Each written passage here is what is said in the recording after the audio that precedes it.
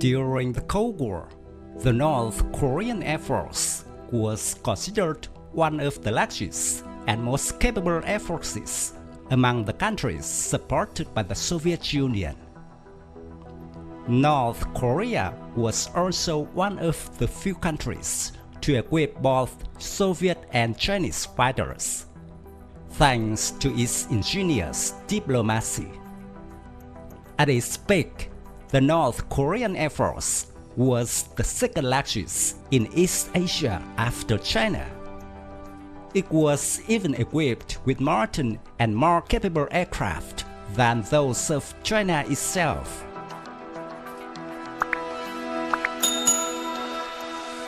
Korean pilots fought in other major wars around the world, and they were also highly regarded when deployed to Egypt and Syria in the early 1970s during the Yom Kippur War. The battles of the Korean War gave them valuable experiences. They initially used Soviet World War II Yak 9 to carry out attacks on American targets, and then switched to advanced MiG-15 fighter jets.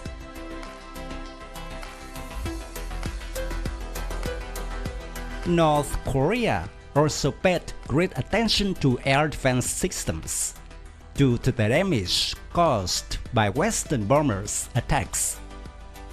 With substantial Soviet support, North Korea not only deployed some of the world's most advanced long-range air defense systems at that time, the S-25 and S-75, but also equipped with modern fighters such as the MiG-17, MiG-19, and early variants of the MiG-21.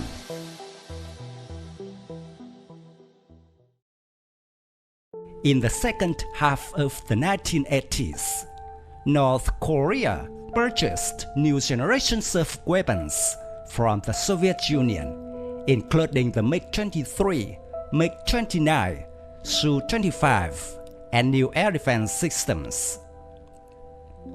After the end of the Cold War, North Korea faced a severe 3-year natural disaster, accompanied by pressure from Western sanctions. They also lost their trading partners from the former Warsaw Pact. The North Korean economy was in decline.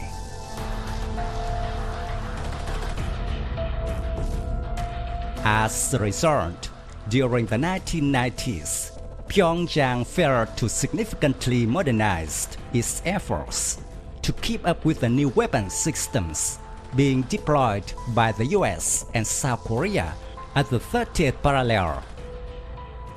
The disintegration of the Soviet Union caused Pyongyang to increase defense spending since 1992. They bought the MiG-29 and MiG-21B jets before the natural disaster exacerbated the economic crisis in 1995.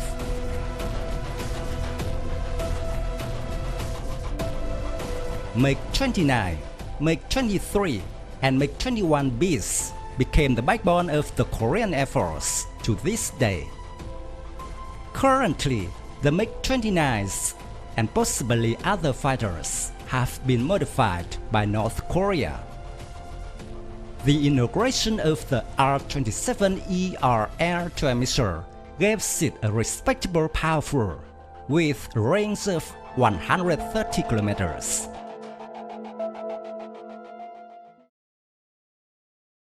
However, the North Korean Air Force is currently underestimated compared to the South.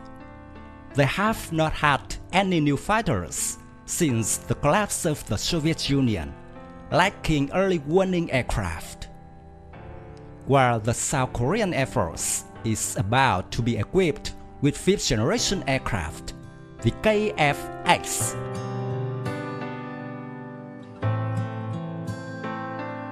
To make up for the lack of modern air force, North Korea has developed sophisticated air defense systems and advanced tactical ballistic missiles to intercept enemy aircraft and possibly neutralize the enemy's airport in the early stages of the war.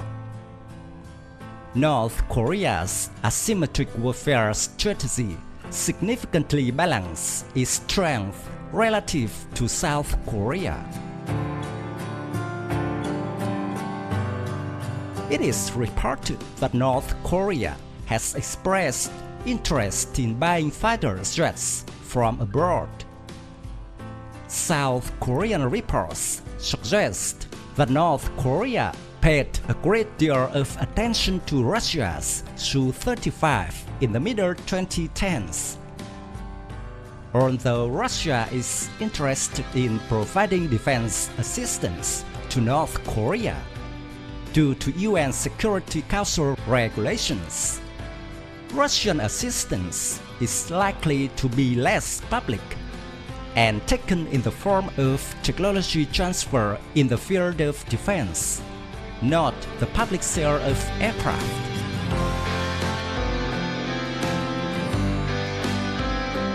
If the arms embargo against North Korea is lifted, it is likely that the MiG-23 will be the first fighter to retire due to its high operating costs compared to the MiG-21 and its limited capabilities compared with MiG-29.